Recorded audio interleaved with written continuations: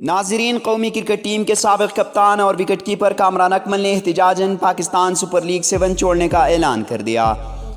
Pakistan super league 7 کے franchise Peshawar Zalmi نے کامران اکمل کو سلور کیٹیگری میں پک کیا، جس کے بعد انہوں نے احتجاجاً PSL 7 سے دستبرداری کا اعلان کیا۔ کامران اکمل نے کہا کہ PSL 6 میں جب پلاٹینیم سے گولڈ کیٹیگری میں شامل کیا گیا تو میں نے زلمی مینجمنٹ کے سامنے اپنے تحفظات پیش کیے، جس پر مینجمنٹ نے آئندہ برس کیٹیگری میں ترقی دینے کی یقین دہانی کرائی تھی۔ سابق کپتان نے کہا ہے کہ سلور کیٹیگری میں نوجوان کھلاڑیوں کے نام شامل کرنا چاہیے۔ میرا خیال ہے کہ اس تمام صورتحال میں مجھے PSL سے علیحدگی اختیار کرنا چاہیے، جو میرے اور نئی کھلاڑیوں کے لیے بہتر ہے۔ اس سے قبل PSL ڈرافٹنگ میں پشاور زلمی نے کامران اکمل کو سلور کیٹیگری میں پک کر کے دیگر 4 کیٹیگری سے 18 رکنی اسکواڈ کا انتخاب کیا۔